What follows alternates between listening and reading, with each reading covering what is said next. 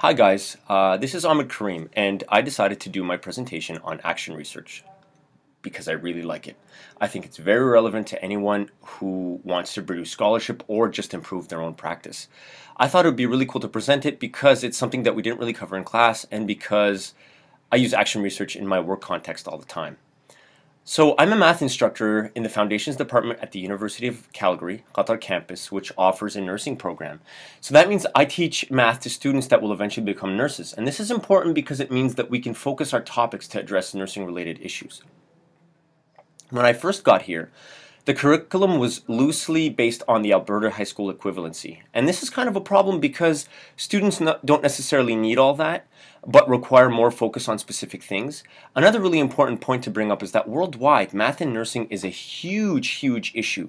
And instructors could better serve their students by catering the curriculum to their needs. And so we began an action research project to help inform the curriculum and teaching practices in math in our institution. So some of us, including foundations instructors like myself, nursing instructors like Lisa, and Dr. Ken from the Center of Teaching and Learning came together to address the issue of using action research, and I'll get to that a little bit later.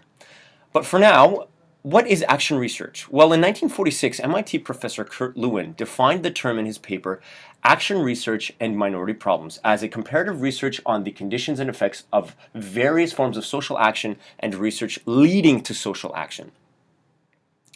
And then Richard Sager, an educationalist, defines it as a disciplined process of inquiry conducted by and for those taking action. The primary reason for engaging in action research is to assist the actor in improving and or refining his or her actions. So it's really done by the people doing the work. It's not by scientists or anything outside of it, which is very cool. So action research is a process of guided inquiry into a problem or situation that you wish to understand and change or improve.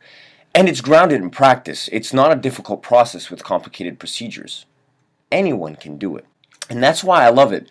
It can be done as a large-scale study by very academic, scholarly people like other quote-unquote more typical methodologies, or it can be conducted by any teacher seeing a concern in his or her classroom that wants to effect change. It's also a great thing for PLCs. And so it can result in enhanced personal awareness, professional development, improved teaching practices, better student learning outcomes and achievements. It essentially offers a clearer picture into your practice and provides strategies, structured strategies for change and improvement. And of course, there's also that scholarship piece as well. So what does action research look like? Well, like this. It's a cycle of 4 phases: a planning phase, an action phase, an observation phase, and a reflection phase. So it's a cyclical process, and oftentimes it's thought of as a spiral with more than one cycle. Because what ends up happening is, in the reflection phase, usually the practitioner will either adapt and begin the process again or report results, but most times it's adapting and revising and going through the process again. So each cycle yields more information about the issue and increases the researcher's understanding. The next question becomes, how can I create my own action research project? Well, the literature provides many different strategies to conduct action research. At our university, we use the strategy based on some worksheets we adapted from Gribb and Stoller 2002, and it begins with the planning phase. Of course, assuming that one has already reflected and knows the problem.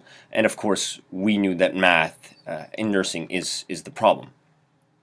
So the 5 steps in the planning phase are: establish the purpose, decide on a topic, write clear objectives, pose specific questions, anticipate outcomes. And so that's where we started. We began by brainstorming and then addressing very specific aspects of, in our case, the math curriculum that we wanted to deal with. We then set SMART goals to address them, and we anticipated the outcomes that we thought we would get with that planning process. And then in the implementation phase, we decided upon a set of steps to carry out, delegated who would complete each, and set timelines. And what ended up happening in this phase was that we broke up into a number of subgroups, and each subgroup addressed something different. On to the observation phase. And in this phase, we devised a plan to collect data. And the steps to do this are: what data do you want, what types of data do you want to collect, and how will you collect it? So is it qualitative, quantitative, or mixed, and how? The second step is to delegate who collects and what the timelines are. And the third step is to analyze that data. So this is the part that we're currently on right now. We're observing student engagement, having students reflect on classroom experiences, comparing marks from previous semesters, and serving nursing instructors for student retention. Finally, in phase 4, the reflection phase, we look at the data, or we will look at the data that will be collected. And in this phase, an analysis of the data is done to evaluate and either adapt and begin the process again, or, of course, report the results. And like I mentioned, this will often be a recursive process, especially if it's for one's own practice. I just wanted to say that this work got us some scholarship, and here's a little article. I'm there in the back. I got to produce some scholarship out of it, which was really, really, really exciting. I wish I had more time to share the work a little bit better. And finally, I just want to conclude by showing you guys that this stuff is everywhere. These are a whole bunch of books that you can look up, and there's so much more. It's really everywhere, all around the world. People are doing it, and like I said, what's great about it is anyone can do it.